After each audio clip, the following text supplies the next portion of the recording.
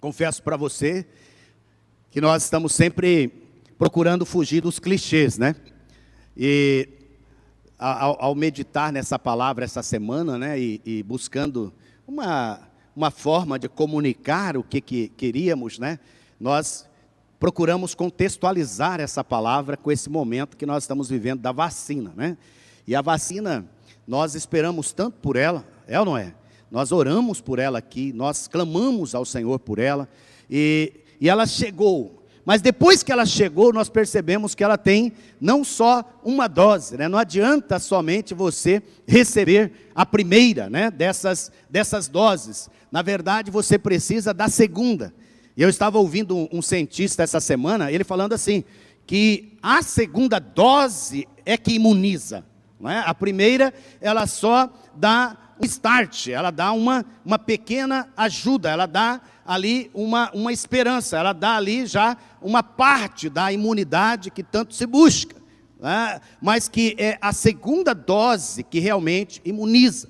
E eu estava ouvindo esse cientista falando que centenas de pessoas não têm voltado para tomar a segunda dose, e eles fazendo um trabalho de ir atrás dessas pessoas, porque só ficar na primeira dose é um tipo de desperdício, ou seja, né, já recebeu uma parte, mas não adianta só receber essa parte, precisa se dar segunda parte, precisa desse segundo momento da imunização.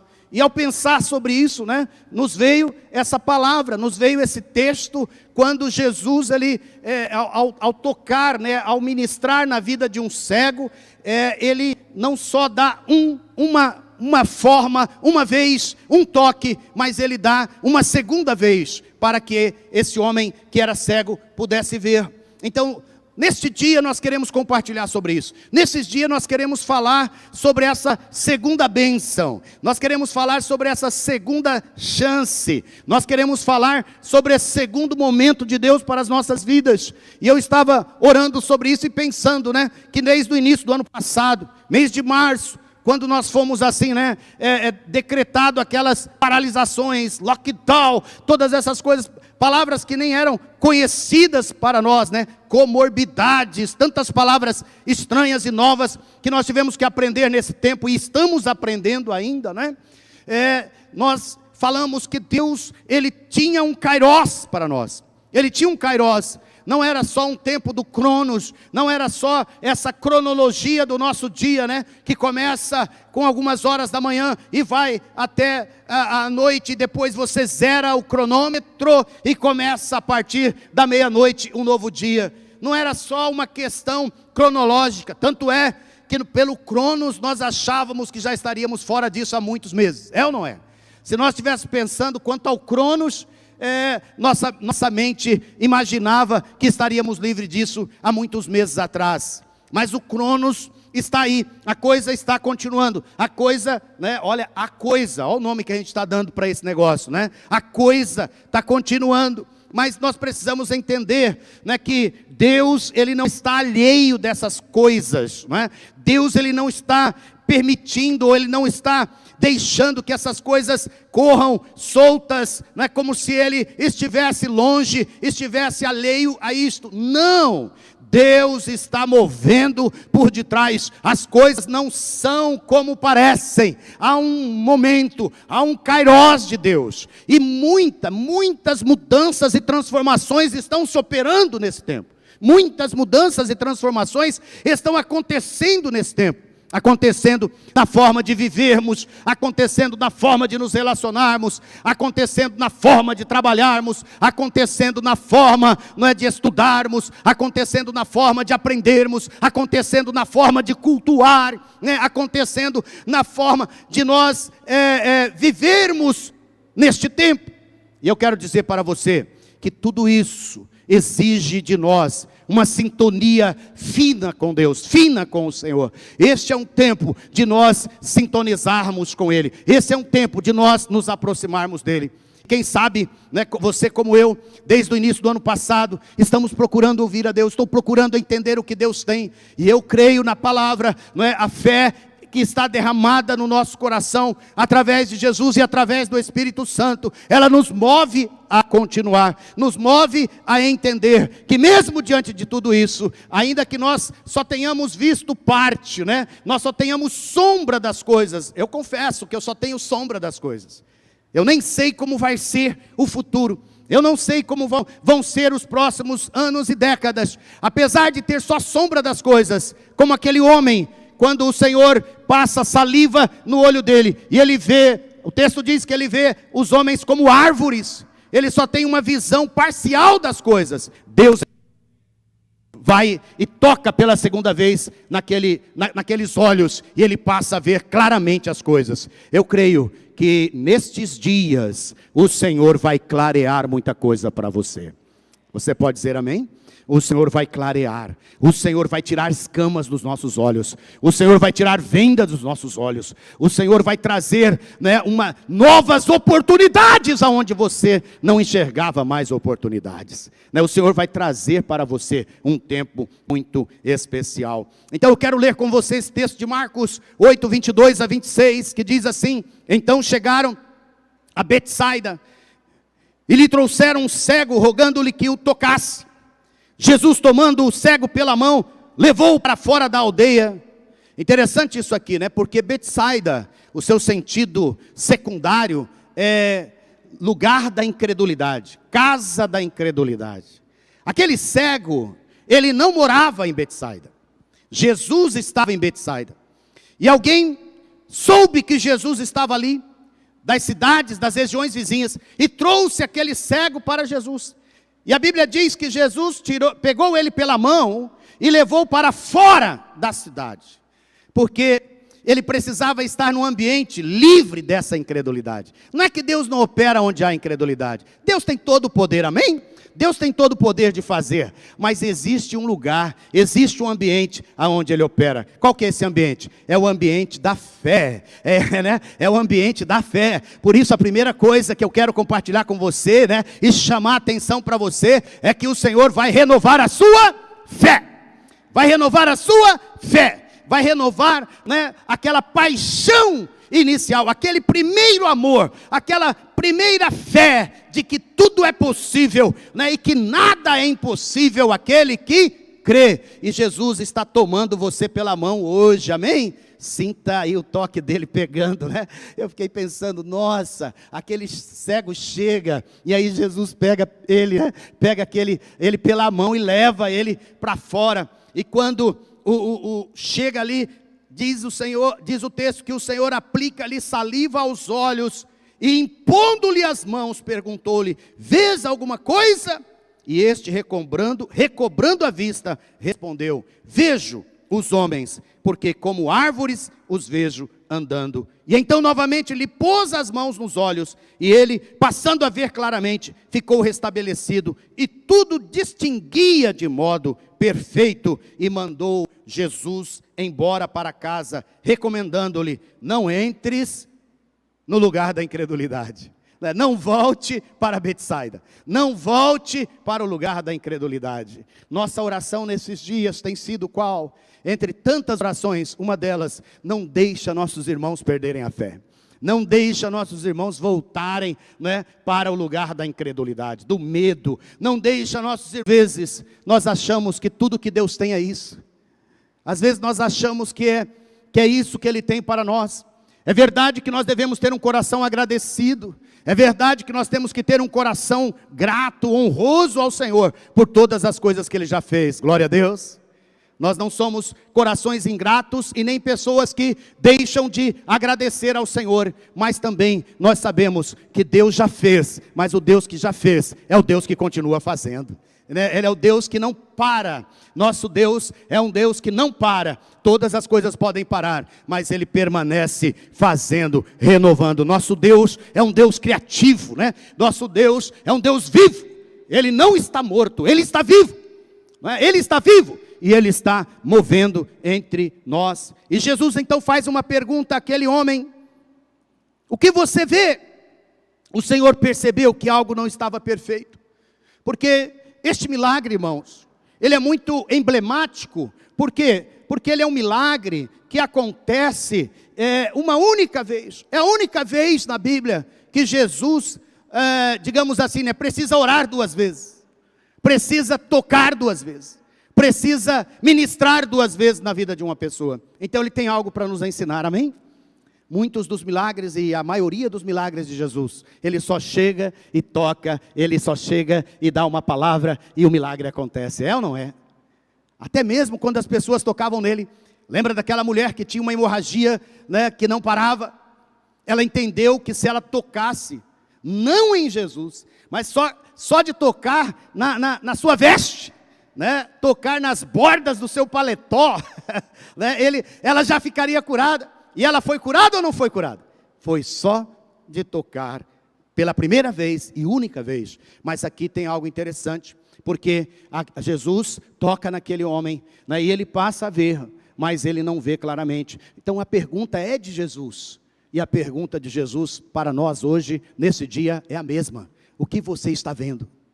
É Jesus quem está perguntando. Sabe por quê? Porque Jesus sabe que ainda não estamos enxergando claramente.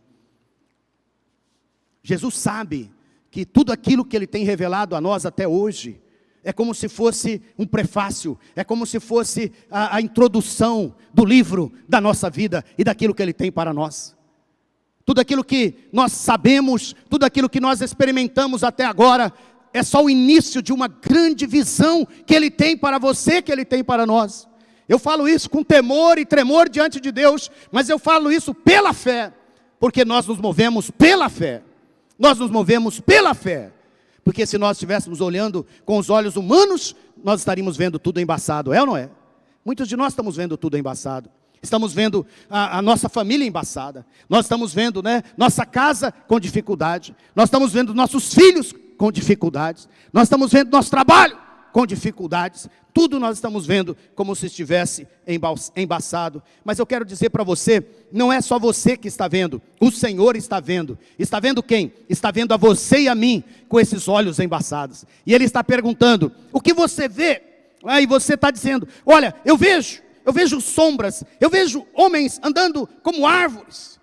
E Ele está dizendo, eu já sou grato por ter alguma visão, mas está tudo fora de foco. Isso poderia ser o fim daquele homem, sim ou não? Isso poderia ser o fim daquele milagre e ele estar contente com isso. Olha aqui para mim, por favor. Muitos de nós contentamos com o pouco. Quando eu digo contentar com o pouco, eu não estou falando necessariamente de você sair correndo igual um louco para se tornar um rico. Quando eu digo contentando com o pouco, é contentando com o pouco da vida de Deus que você e eu já recebemos. Nós já experimentamos graça, amém? Nós já experimentamos favor, amém? Nós já experimentamos visitação do Senhor, amém? Nós já experimentamos muitos milagres, amém?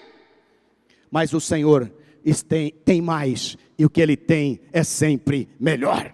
É sempre melhor. Nós não somos os pregadores do caos, nós somos os pregadores da esperança, porque Jesus é a esperança, Jesus é a vida, Jesus é a bênção que todos nós precisamos. Mas para isso nós precisamos avançar, né, para esse segundo momento, nós precisamos avançar para essa segunda dose, para esse segundo toque. Então cremos que esse milagre está registrado para fortalecer a nossa fé.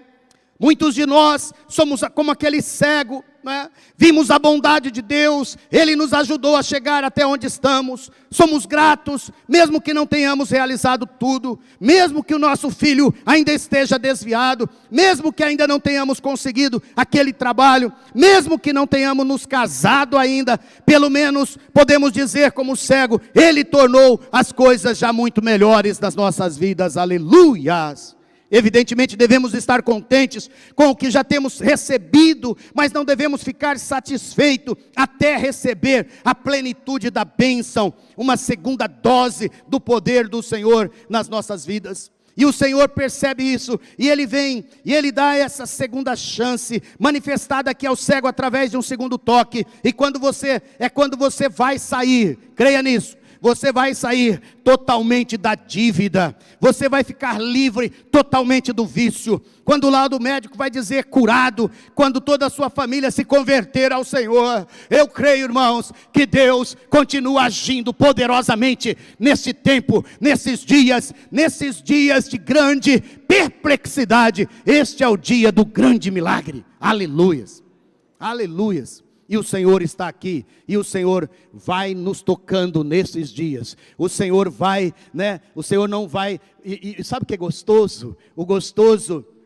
é que o Senhor não é da maneira como o nosso sistema de saúde, que tem enorme dificuldade em prover as vacinas. Uma luta para prover a primeira dose, uma luta maior para prover a segunda. Nosso Senhor não é assim. Nosso Senhor já fez tudo, aleluias. Lá na cruz Ele disse, está consumado. Repita comigo, está consumado. Tudo está feito, está consumado. A obra é completa, a obra não é pela metade. Não, se você está vivendo até agora pela metade, saiba que há um novo capítulo na história da sua vida. Há um tempo de renovo na história da sua vida. Ontem eu compartilhava com a minha esposa, falando sobre isso, e ao meditar nessa palavra, Deus tocou muitas coisas no meu coração, e uma delas foi, que uma das coisas que mais foi atingida na pandemia, foram os relacionamentos, e há um relacionamento que corre sério risco nisso tudo, é o relacionamento conjugal.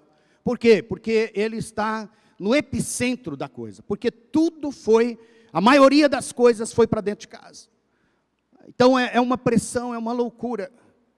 E eu conversava com minha esposa, eu falei para ela, olha, sabe, eu estou orando, porque eu sinto que nós precisamos de um grande renovo na nossa relação. Esse tempo de pressão, esse tempo de angústia, esse tempo de ansiedade, esse tempo de ajustes, esse tempo de reaprender coisas, esse tempo de mudanças, no nosso caso, mudanças que nós estamos fazendo de casa mesmo, coisas que não fazíamos há quase 15 anos atrás, tempo de dores, tempo de aflições, tempo de incertezas, quanto nosso relacionamento teve desgastes nesse período. A única afirmação que eu falei para ela, é que o meu amor, o nosso amor, continua firme, mas significa que um amor firme pode não ter uma paixão vibrante, um amor firme pode não ter uma graça nova sendo derramada, um amor firme precisa resultar numa alegria, precisa resultar numa paz, porque o fruto do Espírito é amor, primeiro lugar, amor, essa é a base, depois é alegria, depois é paz, depois é benignidade, bondade, fidelidade, domínio próprio, mansidão, todas essas coisas que vêm a nós, e grande parte disso tem desaparecido dos nossos relacionamentos conjugais, relacionamento entre irmãos, relacionamento como povo de Deus. Esse é um tempo que eu percebo que há esse esfriamento, mas assim como o Senhor tem tocado em tantas áreas, minha oração e nossa oração, ontem nós renovamos a nossa aliança de orar pela nossa relação. Nós tivemos uma grande frustração, porque em março do ano passado, nós tínhamos preparado toda a nossa renovação de alianças, 25 anos de casado, preparamos toda uma festa, preparamos toda uma celebração, culto, convidamos aqueles pastores que fizeram o nosso casamento, iríamos estar no mesmo local que 25 anos atrás passamos nossa lua de mel, passagem comprada, hotéis reservados e comprados, tudo feito, e uma semana antes, tivemos que desmarcar tudo, cancelar tudo, uma tremenda frustração ali com aquele momento de celebração. Ou seja, quantas coisas, eu estava lembrando, quantas coisas fomos atingidos, quantas coisas, e você vai o quê? Vai tendo renovo, amém? Renovo da parte do Senhor, renovo para continuar ministrando, renovo para continuar crendo, renovo para estar né, se reinventando, renovo para continuar fazendo aquilo que o Senhor chamou a fazer. Nesse tempo todo, não deixando as coisas à deriva, mas buscando a orientação do Senhor, sendo renovado, sendo discipulado. Mas você percebe que algumas coisas dentro de você, algumas coisas às vezes no relacionamento mais íntimo que você tem, está prejudicado, né, está afetado. E aí você precisa entender que há uma segunda oportunidade, há um segundo toque, há uma segunda chance. E sabe qual tem sido a oração de Mira e eu nesses dias? É que o Senhor vai nos renovar, o Senhor vai nos fazer de novo, o Senhor vai acender uma chama de paixão, de amor, de graça entre nós dois, para que o nosso casamento, nesse novo tempo, nessa nova oportunidade que Deus está nos dando, será de um brilho maior do que já foi, para a glória de Deus. Aleluias! Eu estou te contando isso para te encorajar a fazer o mesmo com o seu, a fazer o mesmo no seu relacionamento com seus filhos que estão desgastados nesses dias, né? A fazer o mesmo com o relacionamento com seus líderes, né? Com a sua célula, a fazer o mesmo com aqueles que cuidam de você, seus discipuladores, né? Esse é um tempo de nós consertarmos as coisas, porque o Senhor está conosco para nos tocar mais uma vez, e Ele está desejando fazer isso. Você experimentará um favor que nunca provou antes, as pessoas certas vão aparecer, você será liberto de fortalezas e receberá um novo nível de fé. Pare, em nome de Jesus, pare de declarar derrota sobre a sua vida, não é? Pare de declarar confusão, porque aquele cego não via perfeitamente. Eu quero te dizer, pode estar embaçado, mas isso não é surpresa para Deus. Ele não está coçando lá a cabeça e pensando, por que será que a visão dele está embaçada? Deus controla tudo o universo, Ele tem todo o poder. O que Ele planejou para a sua vida, creia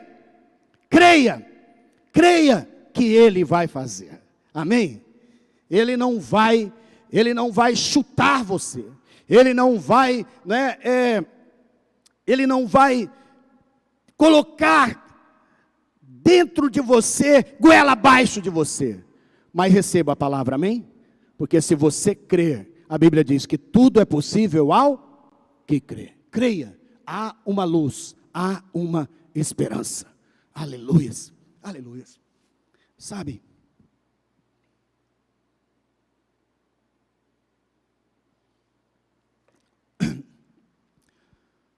Vou parar um pouquinho aqui.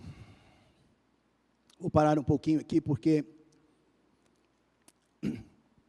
eu sinto duas coisas. Sinto que há pessoas agora muito quebrantadas diante de Deus. Pessoas que estão recebendo essa palavra, seus olhos estão cheios de lágrimas, e estão dizendo, eu preciso disso. Eu preciso dessa dose extra. Eu preciso desse toque na minha vida. E eu quero orar com você. Mas também o Senhor me mostra pessoas que estão dizendo, novamente essa ladainha, novamente essa palavra, novamente isto. Pessoas que estão tão secas, que estão cínicas. Pessoas que estão ouvindo e estão dizendo, isso não acontece, isso não é verdade. Isso é emblomação. Sabe? Não importa de que lado você está. Não importa se você está quebrantado, chorando agora diante do Senhor. Ou se você está cético. Ou você está incrédulo. Não importa. O Senhor vai mover em você. Eu só peço que você feche seus olhos nesse momento. E ouse fazer uma oração a Deus nesse momento. Pai, eu enxergo agora, Pai, numa visão celestial, vidas quebrantadas, vidas sozinhas, num canto agora, ouvindo essa palavra, uma ebulição dentro delas, porque elas estão desejosas, elas estão ansiosas por receber dessa graça, pela visitação do Senhor, pela cura, pelo milagre. Pessoas que estão chorando pelas suas dores, pessoas que estão chorando pelas suas enfermidades, pessoas que estão chorando pelos seus filhos, pelas suas lutas diárias, pelo endividamento insuportável que algumas delas entraram. Pessoas que estão quebrantadas, porque desistiram de si mesmas. Por isso, ó Pai, oramos agora, em nome de Jesus.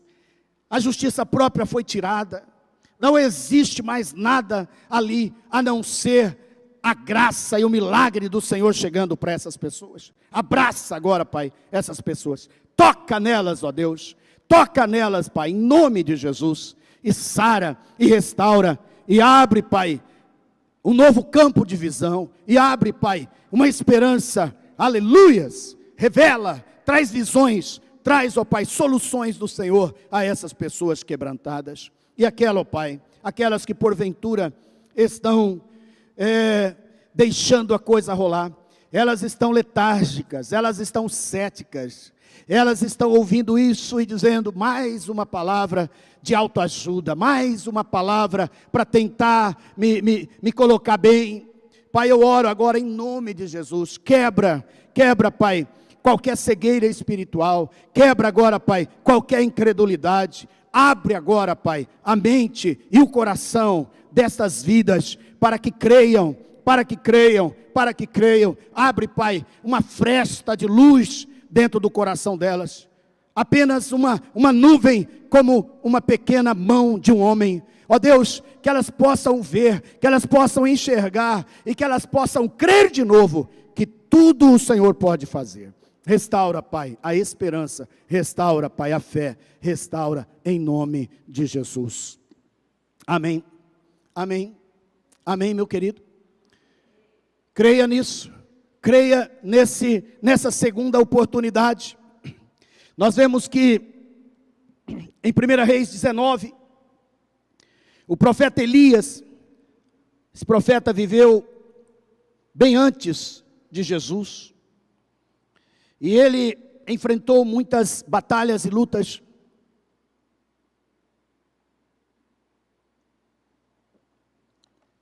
E uma das maiores que ele enfrentou está registrada em 1 Reis 19.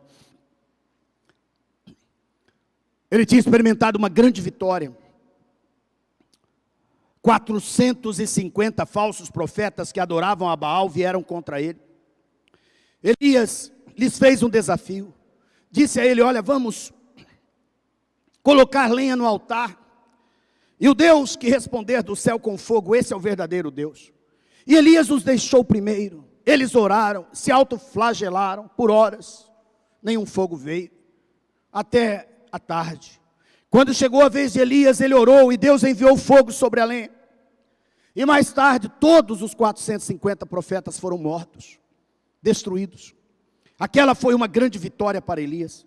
Mas havia uma feiticeira, uma mulher chamada Jezabel. E quando ela ouviu o que tinha acontecido com aqueles profetas, ficou furiosa. E ela mandou um recado para Elias dizendo, amanhã a estas horas, você será um homem morto. Você será um cadáver.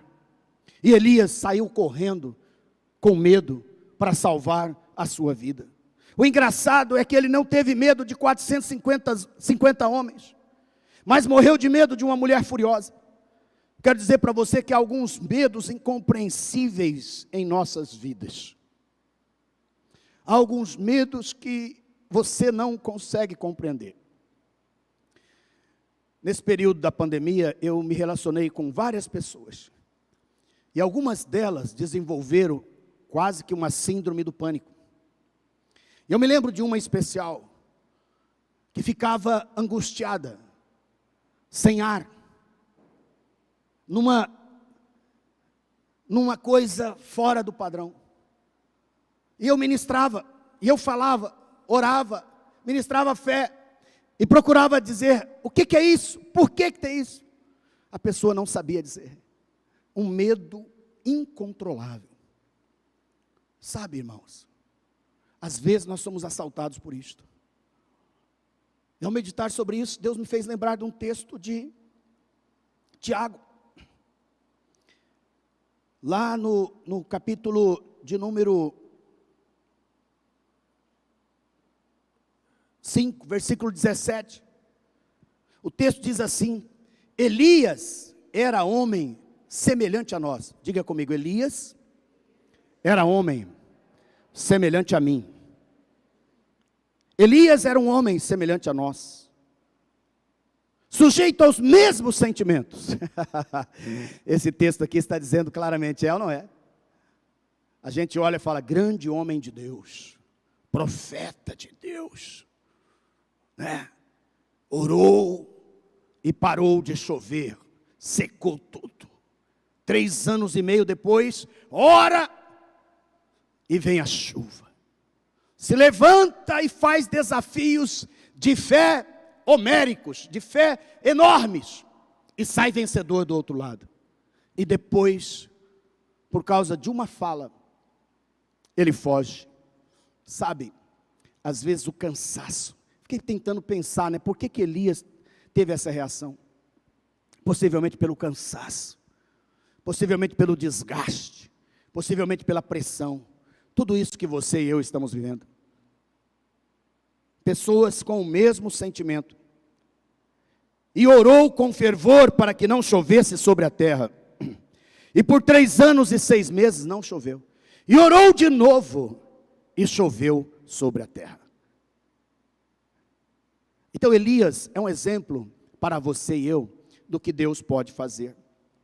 E diz a palavra que quando isso aconteceu, Elias foi embora, ele fugiu, ele foi para o deserto, ele foi tentar se proteger, se guardar daquele ataque. Veja o que o texto bíblico fala, né, que ele seguiu para lá. 1 Reis 19, 1-6, Acabe fez saber a Jezabel tudo quanto Elias havia feito, e como matara todos os profetas à espada. Então Jezabel mandou um mensageiro a todos os profetas, mandou um mensageiro a Elias dizer-lhe, façam-me os deuses como lhes aprouver, se amanhã a estas horas não fizerem tua vida como fizeste a cada um deles. Temendo, pois, Elias, diga, temendo, pois, Elias, levantou-se e para salvar a sua vida se foi, e chegou a Berseba, que pertence a Judá, e ali deixou o seu moço. Ele mesmo, porém, se foi ao deserto, caminho de um dia, caminhou o dia inteiro para dentro do deserto, e depois de ter caminhado o dia inteiro, veio, se assentou debaixo de um zimbro, uma pequena árvore do deserto, e pediu para si a morte, e disse, basta, toma agora ao Senhor a minha alma, pois não sou melhor do que meus pais. Deitou-se e dormiu debaixo do zimbro. E eis que um anjo tocou e lhe disse, levanta-te e coma. Olhou ele e viu, e junto à cabeceira um pão cozido sobre pedras em brasa, e uma botija de água. Comeu, bebeu e tornou a dormir. Esta é a primeira vez que o anjo do Senhor toca em Elias. Sabe, meus amados,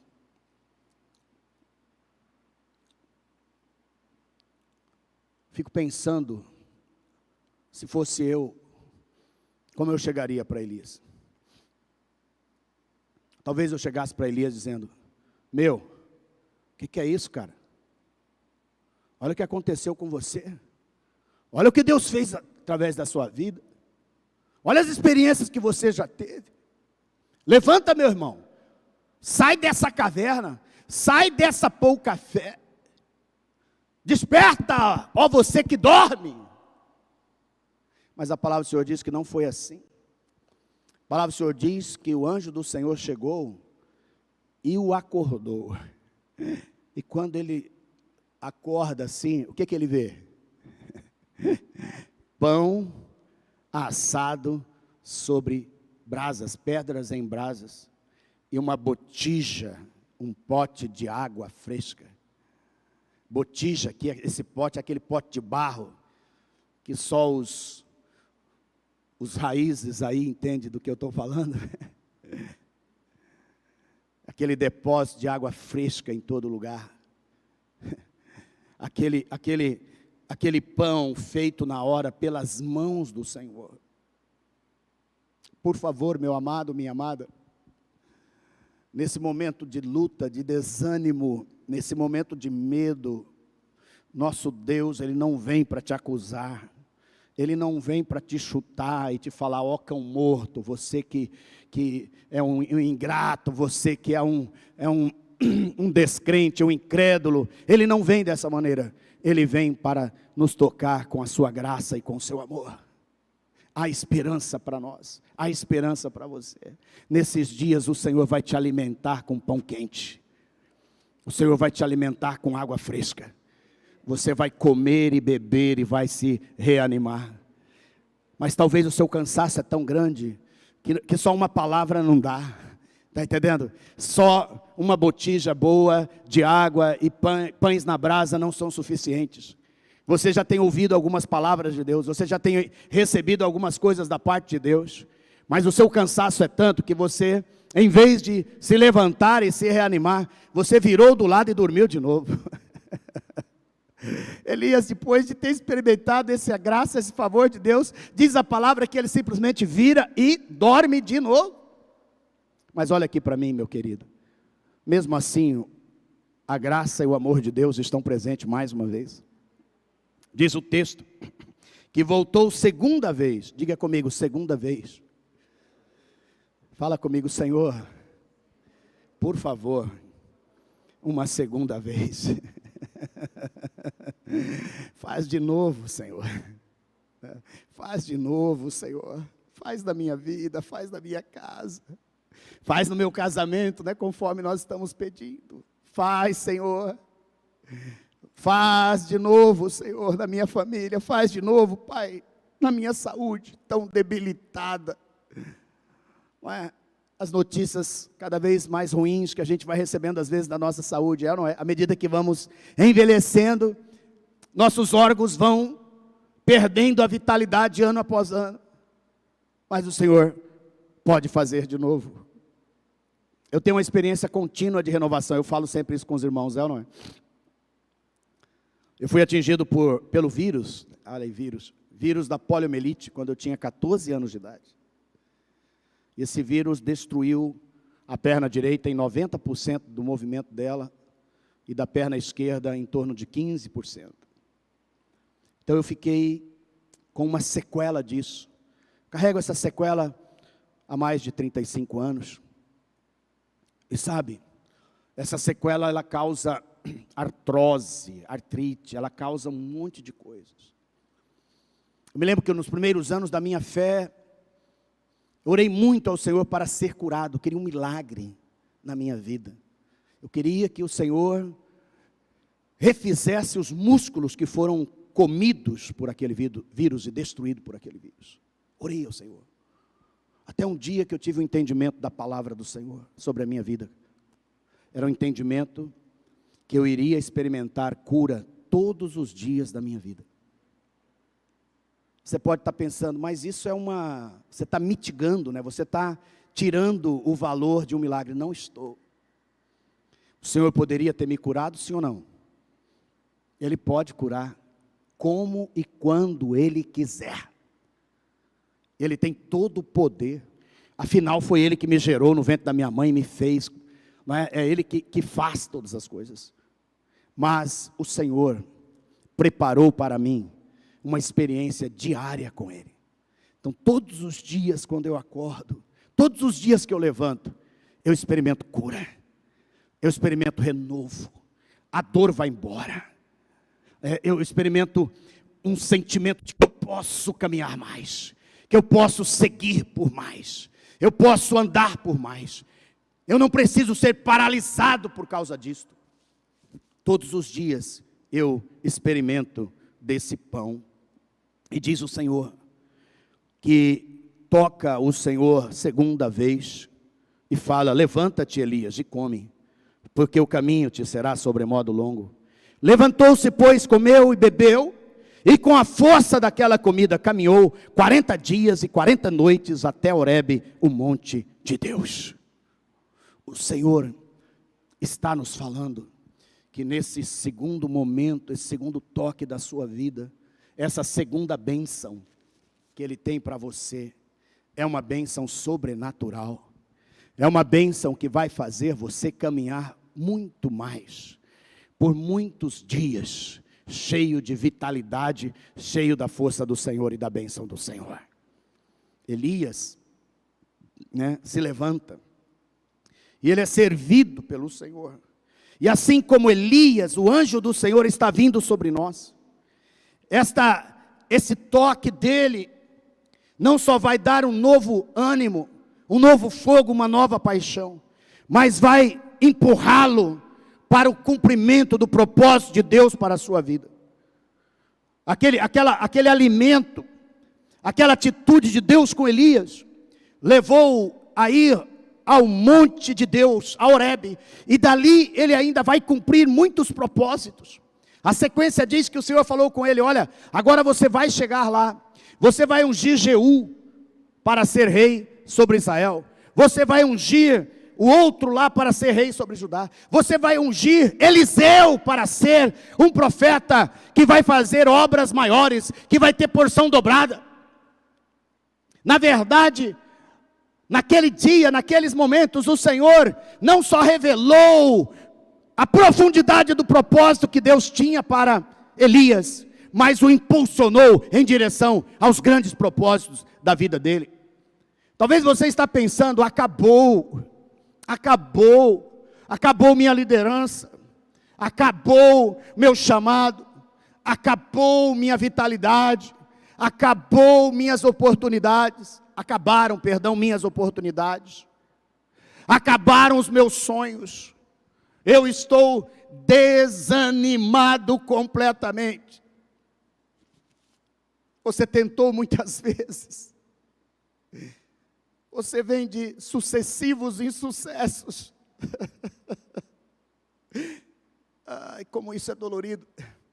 Como isso é dolorido quando a gente, tenta e continua tentando, e nada acontece. Mas nesse dia, há uma palavra do Senhor para a sua vida. Nesse dia, há um alimento do Espírito para você. É Deus quem prepara a mesa. É Deus quem te serve nesse dia. Tem pessoas que acham estranho essa fala, é ou não é? Porque nós somos formados e forjados para servirmos o Senhor, é ou não é? Nós somos servos do Senhor. E tem um texto da Bíblia que fala o seguinte, que além de sermos servos, nós deveríamos ser servos inúteis, irmãos. A palavra diz assim, olha, você faça tudo e depois diga: sou servo inútil. Esse é o sentimento que às vezes nós temos, um sentimento de inutilidade. Mas à medida que progride a caminhada do Evangelho de Jesus, e à medida que ele avança na revelação e na unção do Espírito, ao final, um pouco antes do final, ele já sabe o que Jesus está dizendo? Já não os chamamos servos, mas sim eu chamo amigos, irmãos, amigos. Jesus estava ali, isso é o que nós chamamos de teofania. Teofania é Deus se manifestando presencialmente para nós. Ali era Jesus descendo para servir Elias. Ou seja, Jesus é seu amigo, Jesus é seu irmão mais velho.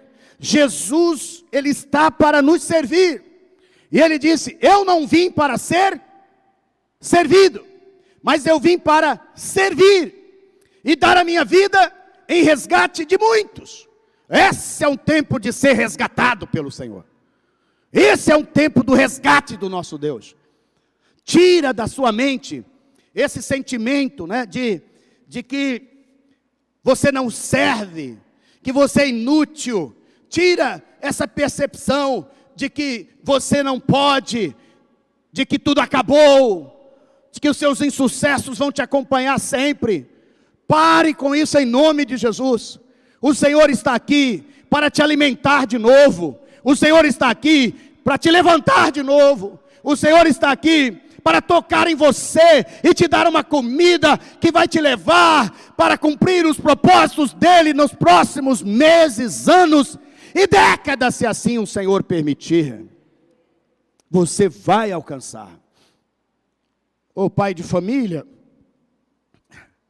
você que está com medo de prover o alimento em casa, o Senhor é com você. O Senhor é com você.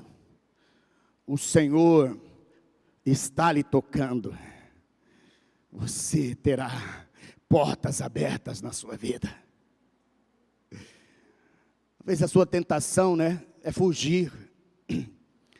Talvez sua vontade é pegar e puxar o carro, desaparecer da cidade, desaparecer da família.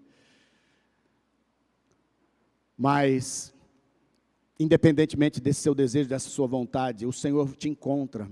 E é bom que Ele te encontra antes de você fugir. Elias se encontrou depois que ele fugiu. Não importa se você fugiu ou não fugiu, o Senhor te encontra. E o Senhor te alimenta.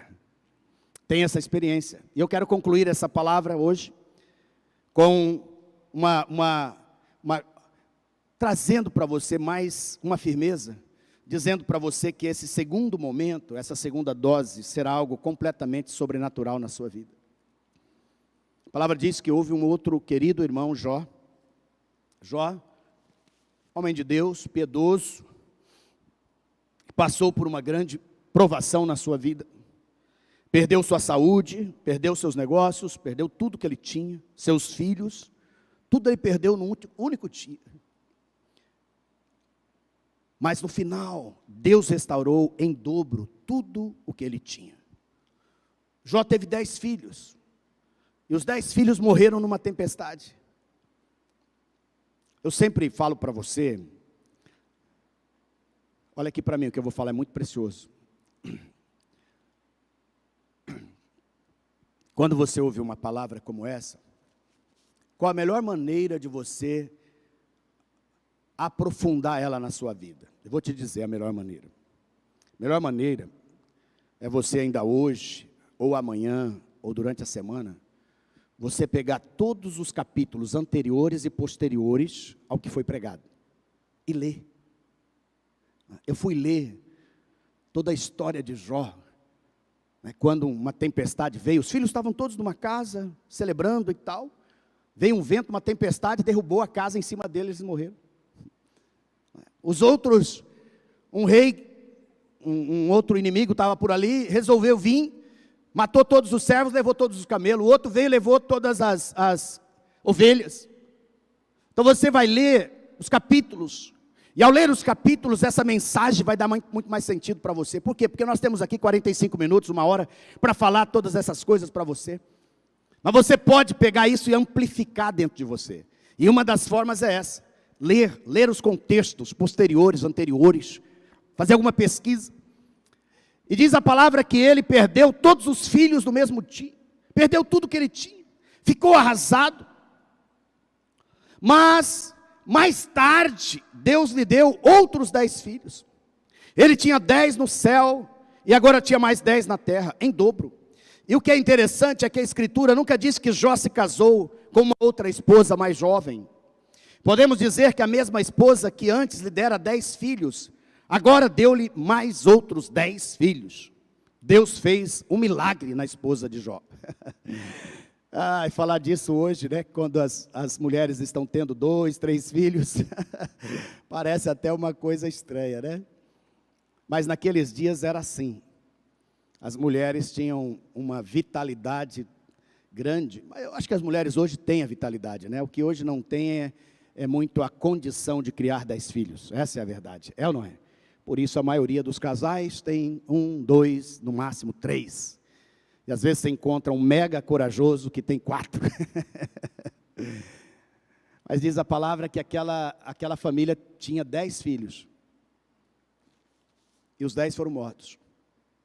Eu fico pensando que aquela senhora de Jó, ela, no natural, estava muito velha, não poderia ter mais filhos, mas Deus trouxe de volta a vida no seu útero. O Senhor sempre tem uma segunda chance em nossa vida, e esta segunda chance é sobrenatural.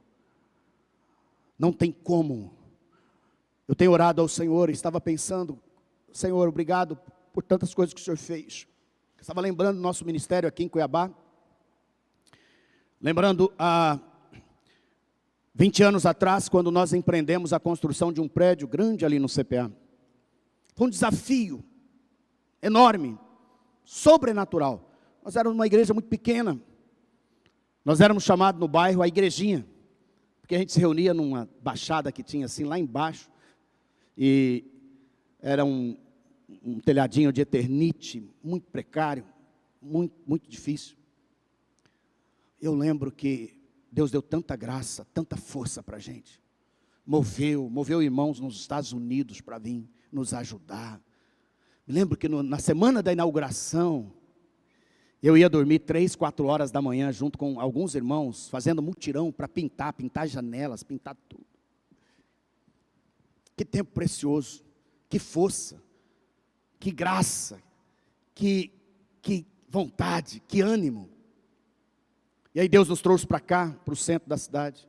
Nos reuníamos aqui embaixo, né, num salão também muito precário, muita dificuldade. E o Senhor nos deu essa fé, né, vinda dEle, de virmos para cá, construirmos esse prédio.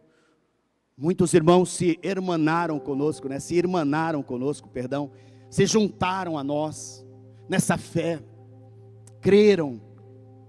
Nunca me esqueço, né, do dia que a gente saiu lá de baixo, veio aqui, nesse terreno aqui, e ficamos orando aqui, andando nele e orando, antes de adquirirmos. Algo improvável. E aí, o Senhor moveu, o Senhor deu força, o Senhor deu graça, para a gente empreender, para a gente fazer, para a gente avançar, abrindo as igrejas. E aí essa semana, ao preparar essa palavra, eu falava, Senhor,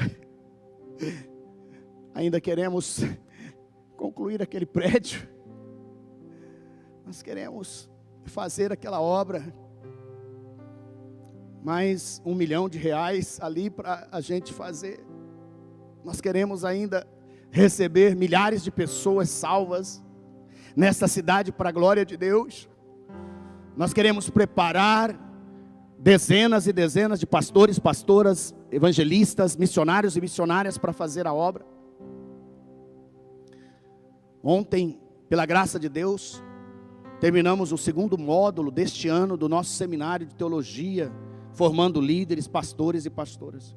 São muitos módulos, são 20 e poucos módulos. Mas pela graça de Deus, com força do Espírito sobrenatural, ministrei esses 2 módulos. E amanhã começa um novo módulo, para você que está desejoso de ter um segundo toque, ter uma segunda chance. Você que já terminou sua maturidade, seu CTL. Você que hoje está querendo algo novo, mas não sabe para onde ir. Amanhã começa um novo módulo, o pastor Rodrigo vai estar ministrando esse módulo, e agora com as flexibilidades, esse módulo além de online, será presencial, e eu dei esses 2 módulos online.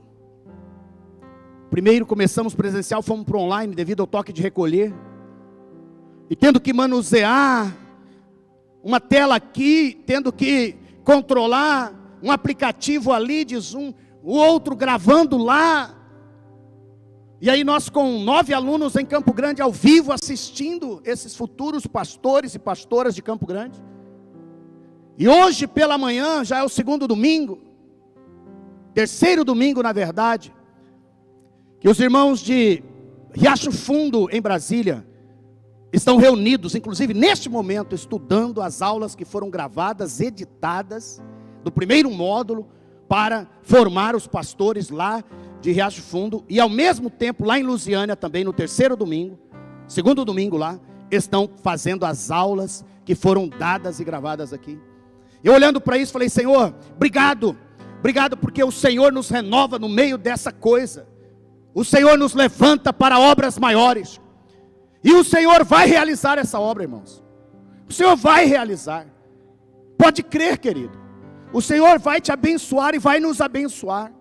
E você que está me ouvindo aí do outro lado, quem sabe o Espírito está falando para você, abençoa essa igreja,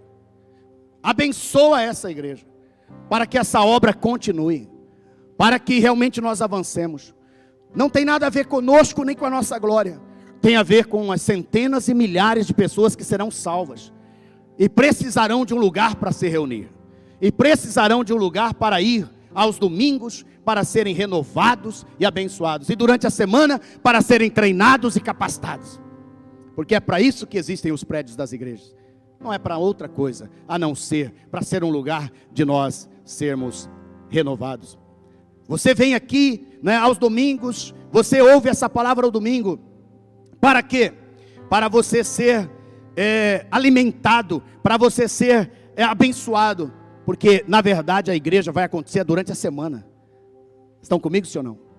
A igreja acontece quando você chega lá no seu trabalho. A igreja chegou. Amém? Quando você chega na sua escola, a igreja chegou lá. Quando você chega lá na sua vizinhança, a igreja chegou lá. Quando você chega em casa e senta com seus filhos, é a igreja que está sentada ali. Mas nós somos renovados e alimentados semanalmente para sermos essa igreja que durante a semana impacta. Quando nós reunimos a nossa célula, a igreja está ali reunida. Onde estiver 2 ou 3 reunidos em meu nome, eu ali estou. Então eu quero dizer para você que esse segundo momento será sobrenatural. Por que será sobrenatural? Porque eu imagino que eu não tenho mais força para ficar até as 3, 4 da manhã fazendo mutirão mais. Estão me entendendo? Vai precisar de um milagre. Vai precisar que os jovens, quem sabe, assumam isso. Vai precisar que Deus nos dê tantos recursos que uma construtora vai pegar e fazer do início ao fim. Eu não sei como vai ser. Eu só sei que o Senhor vai renovar minha vida para ver esta obra, para ver isto e para ver dezenas e dezenas de igrejas plantadas ao redor dessa cidade, desse país e do mundo ainda. Aleluia. Sabe que eu gosto dessas palavras? Porque elas são profecias para a minha vida. Eu amo essas palavras porque é Deus falando comigo. É Deus ministrando no meu coração. No meu coração. É uma autoprofecia quando eu estou aqui ministrando para você. Então eu quero dizer para você que Deus é que tem a palavra final. No segundo tempo, Deus vai reabrir o que foi fechado. Ele vai trazer de volta a vida ao que estava morto.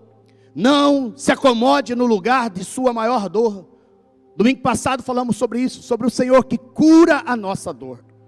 Um Senhor que vai e nos visita no leito da nossa dor. E nos levanta. E afofa, né? Tem um texto lindo da Bíblia que fala que ele afofa a cama do doente. Ele não vai deixar as escaras vir.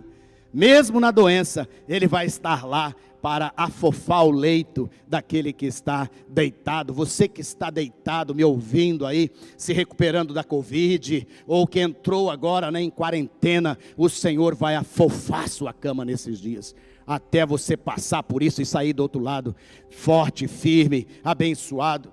O Senhor vai mover. Então não se acomode no lugar dessa dor. O segundo tempo está chegando. A primeira experiência trouxe você até aqui. A segunda dose será o início de um novo ciclo de sua vida. É o tempo que você verá a sua saúde restaurada. Seu negócio vai decolar. Agora posso ver claramente o meu sonho se realizando, o problema sendo resolvido, Deus terminando o que começou. E Filipenses tem essa palavra para nós, né, que aquele que começou a boa obra em nós é fiel para completá-la. É fiel para completá-la. E Ele vai estar completando. Você não vai desistir. Qualquer um pode desistir. Qualquer um pode dizer, isso nunca vai acontecer. Falar isso é fácil, mas é preciso uma fé, um homem, uma mulher de Deus, para dizer, eu não sei como, mas o Senhor vai abrir uma porta onde parece não haver saída. E você não vai desistir. Não vai desistir. Não vai desistir. Não é? A vitória sobre a sua vida é chegada. A vitória sobre o medo. A vitória sobre o pecado. Não é? Você que vive envolto em impurezas. Você que vive envolto em maledicência. Você que vive envolto, né, em mágoas, feridas. Né? Você que tem um coração que está apertado. Você que tem feito fugas em outros lugares. A partir de hoje, o Senhor te cura, te levanta para novos lugares. de libertação, de milagres, de transformação. O Senhor vai abrir, e esta bênção não será natural, ela vai te lançar em uma nova dimensão, em um outro nível. Deus vai levá-lo onde você não poderia ir sozinho. Você pode ter visto a bondade de Deus no passado, mas você não viu nada ainda, porque esse segundo momento que está chegando, esse é o momento da bondade escancarada de Deus. E não é tarde, não é tarde para você realizar sonhos. Você ainda pode viver saudável e plenamente. Você ainda pode superar esse obstáculo. Não fique preso no lugar da dor e da decepção. Continue avançando. Há uma terra prometida à sua frente. A melhor parte da sua vida ainda está por vir. Aleluias! E uma palavra especial a você que tem 60, 70, 80 anos. Levanta, há uma parte especial para você ainda. Há uma parte especial. Eu estou caminhando para lá. Então já estou profetizando para quando eu chegar lá. Profetizando, dizendo: Marinho, quando você chegar aos 60, 70, há algo poderoso de Deus para a sua vida ainda. Deus tem algo tremendo para você. Deus tem algo tremendo para você, adolescente e jovem. Oh Deus. Arababaxere andalamanabababachore andalamanai.